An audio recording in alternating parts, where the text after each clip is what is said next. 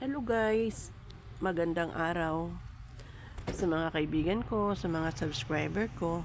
Magandang araw at maraming salamat sa inyo. For today's topic guys, galing akong government hospital dito sa Davao City. Kasi may monthly check up ako talaga kasi may sakit sa puso, may goiter pa ako, tapos ang dami pa mga sakit-sakit na ganun, kaya marami ako maintenance. So, yung mga maintenance ko guys, aabot yan ng 2,004 every month. Pati na yung laboratory ko, aabot ng 2009. Yung laboratory ko, every 3 months yun, libre. So, to make a story short, so every month pumupunta ko sa hospital dito sa Davao City, which is a government hospital yun. Habang kami ay pumipila, may babae guys na reklamo siya ng reklamo, bakit daw ang tagal? Syempre naman, kailangan mong pumila kasi nga first come, first serve yun. Hindi naman pwedeng ikaw ang nanghuli, ikaw ang uunahin. Marami ng pila. Pero nakikita ko na yan siya lagi guys, every month. Pero panay-panay ang reklamo niya every month, panay ang reklamo niya kung ano-ano yung mga complaint niya. Oo. Kaya sinabihan ko siya na, bakit ka reklamo? Marami pa kasing nakauna sa atin, kaya mag-intay na lang tayo. Matatapos naman tayo. Yun ang sinagot ko sa kanya. Wala, reklamo talaga siya ng reklamo kasi nga gano'n. Ang bill niya, ang laki. Konti lang daw ang binigay. Hello. Siyempre, galing siyang private hospital. Mabuti nga, galing siyang private hospital. May offer pa yung government na ma-discount yung bill niya galing sa private hospital. Nakipila siya kasi humingi siya ng tulong para sa billing. Kasi kung humingi ka kasi ng billing, gamot, laboratory, isang linyahan lang yon. Siyempre, una-unahan yon. Panay ang talak-talak niya doon, nakakaiyamot. Sabi ko, bakit? Kasalanan ba ng government kung malaki ang bill mo at doon ka nagpa-hospital sa private hospital? Malamang ang private hospital yon. Iba yung nila cost doon sa billing nila kaysa naman government. Oo. Kasalanan ba ng government kung na-hospital ang anak mo, inamatay? Syempre naman, dinala daw niya yung anak niya 6 days na mula nung nagka-diarrhea. Hello, delikado po kaya ang diarrhea na sakit? Bata yun. Talaga namang wala sa ayos, ipanay ang reklamo nila. Bakit? Bakit guys? Sa iba dyan. Kasalanan ba ng government kung pasalanan ba ng government kung marami kang anak? Kasalanan ba ng government kung wala kang bigas? Kasalanan ba ng government kung wala kang pambayad sa bill mo? At kasalanan ba ng government kung pumila ka ng mahaba-habang pila dyan? Ay, wala stick talaga itong mga tao na ito, hindi nakakaintindi.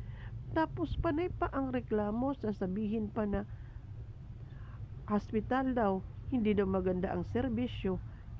Ako guys, tested and proven ko na yan. Mga 2 dekada na akong pabalik-balik sa government hospital namin dito sa Davao City. Magaling po yung serbisyo nila. Oo, dito lang ako nabubuhay kasi may monthly nga ako monthly ako gamot. Libre yun. Oo, libre. Makakalibre ka naman talaga dito sa hospital ng Davao, government hospital ng Davao. Pero may proseso yun. Malamang iproproseso yun. Dadaan ka sa pagpoproseso. Hindi mo naman makuha basta-basta yung gamot at saka libreng laboratory at saka libreng bill kung hindi mo i-process. Hello, kailangan mo ng ID, lahat ng everything. Siyempre, pag pupunta ka ng ganun, hingi ka ng tulong, kompleto ang mga document mo. Hindi yung panay ang reklamo, kisyo hindi naman maganda.